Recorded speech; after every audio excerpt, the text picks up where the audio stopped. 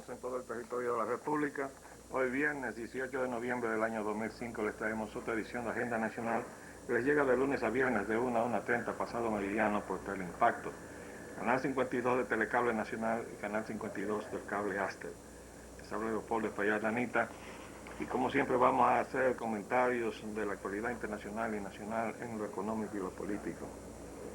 Les recordamos al gobierno que su prioridad es la energía eléctrica.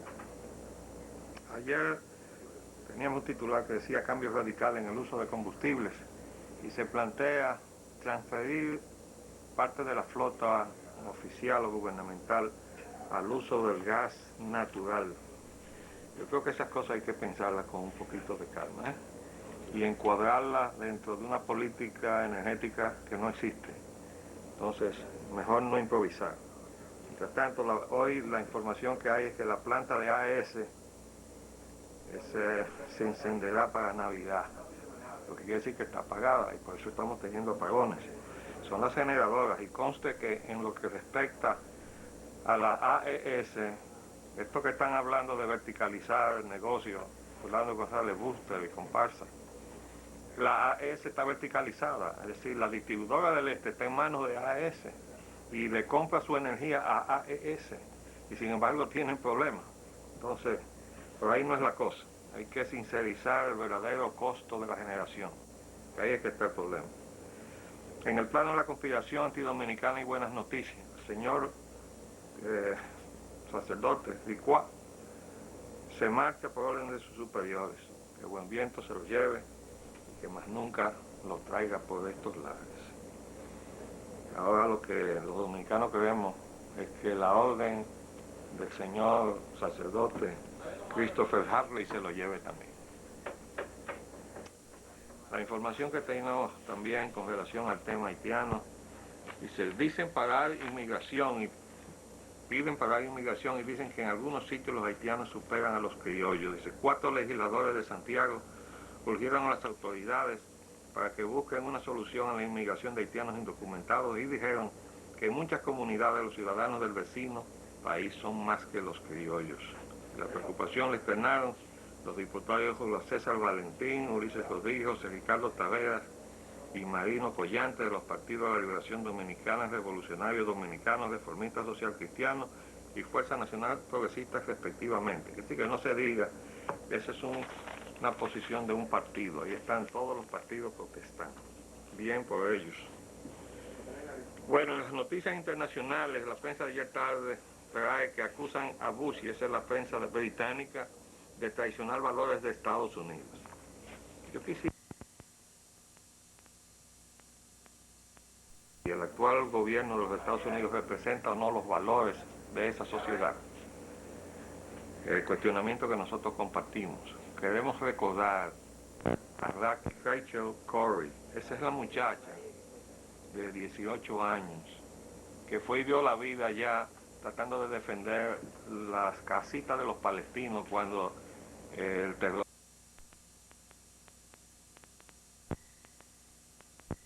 Ella se paró delante del tractor y el tractorista le pasó por encima.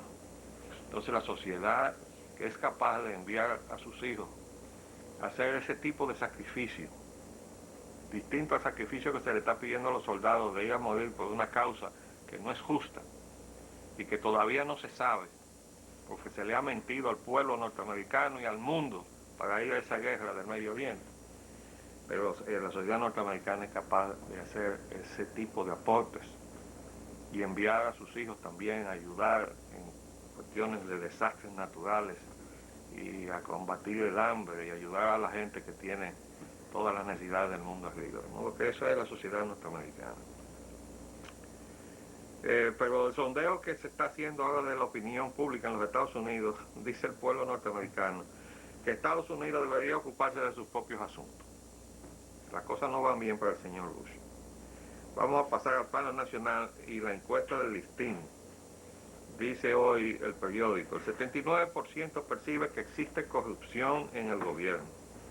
Bueno, ayer se decía que el 55% apoyaba la gestión del presidente. Si el 79% de la población considera que el gobierno, o mejor dicho, que hay corrupción en el gobierno, no podemos imaginar que eso pueda ser compatible con que se apoye al gobierno, a menos que quienes apoyan al gobierno admitan que hay corrupción y admitan la corrupción, o sea, participen de ella.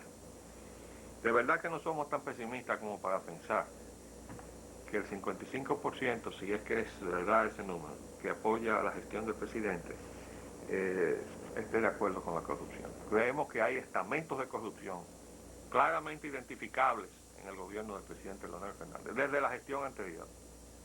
Y tenemos la esperanza de que él se anime a barrer con esa parte de su gobierno para rectificar su propia gestión.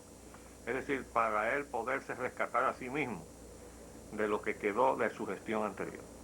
Vamos a ver, todavía tiene oportunidad de hacerlo. Mientras tanto, notamos algunas vacilaciones, sobre todo en el asunto del decreto que prohíbe los grado a grado. Presidente, firme ese decreto para que no haya sospecha de que usted está permitiendo que camine todo eso que está caminando ahora mismo en manos de Eddie Andino, para que no entre en conflicto con el decreto. Si usted lo firma, fírmelo, presidente, y deténgale la mano de Andino. Y vamos a ver más adelante por qué. Aquí dice, en un espacio pagado, esto es una contradicción que no entendemos. El miércoles sale una publicación donde una comisión le otorga al presidente de la República un reconocimiento del sector agropecuario. Entonces, al mismo tiempo, por otro lado, encontramos un comunicado en la prensa que le está haciendo un reclamo al presidente de la República para que la agropecuaria nacional pueda sobrevivir. Aquí está medalla especial al presidente Fernández por sus aportes a la agropecuaria nacional. Eso sale en la prensa del miércoles de esta semana. Y hoy hay un tremendo espacio pagado: justicia y competitividad, dirigido al señor presidente de la República y a Agripino Núñez Collado, gran conciliador del pueblo dominicano. Bueno, hay opiniones. Aquí abajo dice el firmas: Consejo Nacional de Instituciones Pecuarias, Junta Agroempresarial Dominicana, Patronato Nacional de Ganaderos, Asociación Dominicana de Hacendados y Agricultores, Federación Nacional de Productores de Arroz, Federación Dominicana de Colonos Azucareros, Consejo Nacional de Parceleros de la Reforma Agraria, Azopollón, eso tiene que ver con la crianza de pollos, Apromoli, no sé qué es esto, Federación Porcina y Aproleche. Bueno, las opiniones están divididas, obviamente, ¿verdad? Nosotros creemos que ese Tratado de Libre Comercio, el CAFTA, lo que es el compromiso de liquidar lo que queda del aparato productivo nacional, y la Constitución de la República en su artículo 3 es muy clara. Vamos a repetirla porque parece que hay gente o que no la conoce o que no la quiere conocer. Dice acá que la República Dominicana reconoce y aplica las normas del derecho internacional general y americano en la medida en que sus poderes públicos las hayan adoptado, y se pronuncia en favor de la solidaridad económica de los países de América y apoyará toda iniciativa que proponga la defensa de sus productos básicos y materias primas. Entonces, ¿cómo es que nosotros vamos a liquidar nuestros productos básicos y nuestras materias primas y que eso no sea inconstitucional? Pero así anda el país. Por otro lado, tenemos en el Congreso el asunto de la reforma fiscal. Ya habíamos dicho que tenían que tener cuidado con esas iniciativas de gastos descontrolados. Sobre todo el señor Andino Peña, que mientras fue secretario de Estado de Obras Públicas en la gestión anterior, protagonizó un total descontrol del gasto público en materia de obras, porque las obras se iniciaban sin saber lo que costaban. Y eso ha seguido ahora, que lo han circunscrito al ámbito del metro, que parece que fue un compromiso que hizo el presidente con el señor Andino Peña, puesto que lo nombró desde el primer día secretario de Estado del metro. Después demostró flexibilidad el presidente para decir que se iba a estudiar el asunto. Pero de Andino ha estado, parece que respaldado en eso, porque lo nombraron entonces encargado de una nueva oficina que iba a planificar todo lo relativo al transporte. Pero bueno, se le está olvidando el transporte de carga. El transporte de carga crea unos problemas que son hasta más peligrosos que los del transporte de pasajeros, porque donde quiera que uno de esos enormes vehículos, sea una patana, o sea uno de estos furgones, o sea uno de esos vehículos de cisterna, camiones cisterna que transporta combustible, donde quiera que uno de esos vehículos que transitan a gran velocidad por las vías públicas provoca un accidente, hay tragedia segura. Y esos vehículos de cisterna cargados de gas licuado de petróleo se han volcado en varios puntos de la ciudad por la alta velocidad de sus imprudentes conductores y porque nadie los controla. Entonces, por eso nosotros sostenemos que antes de inventar obras como la del metro, hay que poner orden. El transporte de este país, y en especial de la capital de la República, es un total desorden. Y si no, vayan a ver los tapones de los elevados. Y vayan a ver si los vehículos que tienen prohibido subir a los elevados se suben o no. Se han volcado incluso, hubo un camión cisterna cargado de gas licuado de petróleo que se volcó en un elevado. Tenía prohibido estar arriba y iba a tal velocidad que se volcó en un elevado. Entonces, dígame si se puede construir para ese desorden. No, hay que pagar el desorden primero y construir después. Y sobre todo planificar y presupuestar para que no haya más revuelto. De modo que si hay pescadores, no tengan ganancia. Vamos a hacer un paréntesis y volvemos en un minuto.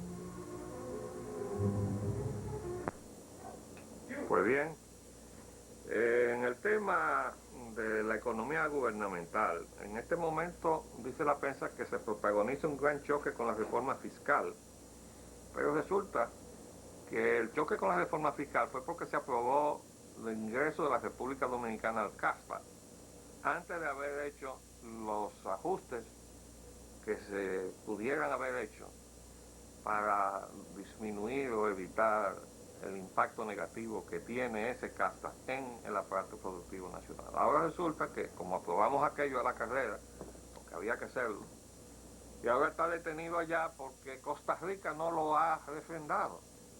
El CASPA no camina porque hay un país que decidió que no, que todavía no ha refrendado eso. Nosotros no, nosotros como quiera hacemos las cosas. Por eso somos un país al revés. Ahora viene el FMI y dice que hay que cuidar el nivel de gasto. Y ya les decíamos a ustedes, no podemos seguir con este descuadre presupuestario que se quiere cuadrar buscando más dinero porque no se quiere pagar el gasto. No, un ejercicio presupuestario tiene dos componentes, el ingreso y el gasto. Entonces usted tiene que ponerle freno al gasto para que usted no tenga que estar buscando ingresos y para que usted se pueda manejar con los ingresos de acuerdo a un orden de prioridades, pero el gobierno no quiere entender eso, o los funcionarios que tienen el área económica. Y ya decíamos, cuidado con el asunto del proyecto del metro, porque el señor Danilo Peña no sabe cuánto va a costar el metro, no lo sabe. Dice, pero la primera etapa va a costar unos 195 millones de dólares. Digo, redúzcanlo a pesos, en la tasa prevaleciente, y le va a dar 6.000 millones de pesos por lo menos. ¿Dónde está eso en el presupuesto? Por ningún lado. Entonces, ¿cómo se permite que ningún funcionario del gobierno, o el presidente de la República, ordene algo que no está en el presupuesto de la nación? Bueno, ahí está el Fondo Monetario. Dice la prensa, el Fondo Monetario Internacional está atento a los megaproyectos. Pide se hagan de acuerdo con lo presupuestado. Bueno, ahora, ¿ustedes quieren saber por qué hay conflictos? Bueno, mi archivo está funcionando. Aquí están apareciendo cosas que mucha gente ha querido olvidar. Gobierno construirá obras pese a las limitaciones que impone el Fondo Monetario Internacional. Dice, el acuerdo stand-by con el fondo le permitirá que reciba 2.300 millones de pesos. Esto es de fecha sábado 5 de febrero de este año, comenzando este año. Pero fue el presidente que lo dijo. El presidente Leonel Fernández Dajabón manifestó que a pesar de las limitaciones y disciplina fiscal a que debe someterse el gobierno con la firma con el Fondo Monetario Internacional, no se cruzará de brazos y dejará su despacho en el Palacio para contactar directamente con la población las obras prioritarias que construirá este año. Bueno, el presidente puede salir y caminar y detectar ya se lo hemos dicho, no conviene, porque es un país del tercer mundo. Siempre hay más problemas que recursos. Y si él sale a buscar los problemas, los va a encontrar. Con la diferencia de que cuando un presidente se mueve y la gente tiene la oportunidad de hablar con el presidente y decirle, presidente, aquí se nos están muriendo los niños porque no hay un hospital, y el presidente dice, le voy a construir un hospital. Al otro día tiene que estarse iniciando por lo menos el estudio para los planos y buscando el sitio para construir el hospital, porque para eso es que se mueven los presidentes. Si no lo hace, lo que hace es que entonces va a despertar una expectativa que finalmente no se va a cumplir, y entonces le va a salir desde un punto de vista político totalmente negativo la aventura de haber salido. De todas maneras, la realidad de lo que se está viendo es que no hay control en el gasto. Y ahora tenemos que pasar por la vergüenza de que venga el bendito Fondo Monetario, de tan nefastos recuerdos para los dominicanos, a decirnos una verdad, que es que estamos actuando al margen de todo. Así pasó con lo de la quiebra de los bancos, ¿verdad? Otro elemento que tenemos, la cuestión del incidente ahí, de qué se va a hacer con el cruce de la Ortega y Gasset y la 27 de febrero. Bueno, todos los titulares que tenemos de esta semana, dice, costo del elevado de la Gasset sería de 200 millones, dice Obras Públicas, que inició las mediciones de suelo en el Vergel. Los vecinos dicen, en lucha, comenzaron una cruzada en contra de eso. ¿Por qué? Porque se le aparecieron unos inspectores y le han notificado por parte de Obras Públicas. Mire, esta casa va a ser demolida, usted tiene un plazo de tantos días para irse. Y yo le quiero decir al secretario de Obras Públicas que si él no conoce de la ley, que se lea entonces lo que dice la ley. Este es un resumen donde está todo lo que está vigente en materia de legislación de construcción. Y está lo que queda vigente de la ley 675 de construcciones, que un secretario de Obras Públicas no puede ignorar. ¿Y qué dice aquí? Bueno, aquí dice que hay, en el capítulo que dice medidas de seguridad pública, hay una serie de categorías. La que vendría a ser aplicable en este caso es la de estorbo público. Se define como todo edificio, obra o construcción que obstaculiza el desarrollo urbanístico constructivo de una ciudad o población o de un sector determinado de esta, y que por esto mismo requiera su destrucción total. Pero eso entonces está encomendado a una comisión. ¿Y ustedes saben dónde es que está esa comisión? En el ayuntamiento del distrito. La comisión es la comisión de ornato. Y está aquí todo estipulado. El secretario de Obras Públicas no tiene ninguna facultad para hacer lo que hizo. Absolutamente ninguna. Y parece que a última hora le dijeron, cuidado, eso no se puede hacer así. Y ahora está diciendo, en la prensa de hoy dice, que Obras Públicas notificó en el Vergel para cuidarse de vivos, para evitar que fueran a especular ahí. Y llueven propuestas de solución para la avenida Ortega y Gasset. Y además otra información dice, elevado en la 27 está en estudio, dice también el secretario de la Pública. Bueno, pues si está en estudio y usted no sabe todavía cuál de las distintas fórmulas o soluciones de cruce usted va a adoptar, ¿cómo usted va a ir a mandar a su personal o a un alguacil, yo no sé a quién fue que mandó, a notificarle a los dueños de casas o de propiedades, mire, su inmueble va a ser demolido? ¿Usted sabe lo que dice la Constitución de la República? Que eso no se puede hacer así. ¿Por qué? Porque hay un derecho que se consagra, que es el derecho de propiedad. Y ese derecho de propiedad dice que no se le puede quitar a nadie lo suyo si no se le da una indemnización previa. Dice aquí, el derecho de propiedad, en consecuencia, nadie puede ser privado de ella sino por causa justificada de utilidad pública o de interés social, previo pago de su justo valor determinado por sentencia del tribunal competente. ¿Usted oyó, señor secretario de Obras Públicas? Quiere decir que aún primero el proyecto tiene que ser aprobado, y tiene que ser aprobado por el ayuntamiento. No puede ser aprobado por Obras Públicas. Y en segundo lugar, después que eso esté aprobado, usted lo estudia, ¿verdad? Y escoge la fórmula que le va a proponer al ayuntamiento. El ayuntamiento lo acoge o no. Y si lo acoge, entonces tiene que seguir un procedimiento, porque hay que indemnizar previamente a todo el mundo antes de irle a decir que usted se tiene que ir de ahí porque le vamos a tumbar su edificación. También les recomendamos que se lea la ley orgánica del secretario de Estado, porque desde la época de la tiranía está vigente una ley que nos quedó ahí, pero dice que todo el secretario de Estado que en su actuación vulnere la Constitución y las leyes, será responsable el secretario de su actuación, intuito persona. Si mañana no puede decir, fue la Secretaría de Obras Públicas que hizo eso, no. El señor fulano de tal, que está ahí ahora, hizo esto y esto y esto y esto en tal fecha, y entonces va a ir a un tribunal. Así es. Ya ha habido casos, ¿eh? De manera que ahí está, porque Obras Públicas dice, esa obra va a costar 200 millones. Y dicen los propietarios, solamente las propiedades van a costar más de 2.000 millones. Y parece que están hablando, el diálogo de sordos, porque el secretario de Obras Públicas insiste que cuesta 200 millones la obra, es decir, el puente, si es que lo sabe. Si todavía no hay un estudio, ¿cómo sabe lo que va a costar? Pero llamando a decir, mire, se van esta y esta y esta casa. Bueno, dicen los propietarios, y no solamente los que, es decir, estamos hablando de los que están afectados directamente, porque va a haber una pilastra que va a estar ahí, hay que tumbar ese edificio o esa casa. ¿Y qué pasa con las propiedades colindantes? ¿Ustedes creen que vale lo mismo cuando usted tenga la tranquilidad del vergel en que está en este momento, en las condiciones en que está la zona, a cuando le pase por encima una estructura con el ruido, y más el hecho de tener por encima un puente, lo que sea? Es lo mismo, señor secretario. Hágame usted el favor. Además, quiero hacer una recordación. En ese cruce se juegan la vida todos los días los peatones. Porque cuando se inventaron hacer esa autopista el 27 de febrero, la convirtieron la avenida en una autopista que cruza la ciudad este a oeste. Entonces, después que la hicieron, comenzaron a poner puentes de peatones, porque se olvidaron de los peatones. Pero se le quedó el puente de peatones de ahí, de esa esquina de la Ortega y Gasset. No estamos hablando de una cosa monumental como la del cruce de la Máximo Gómez con la 27, que total la usa muy poca gente.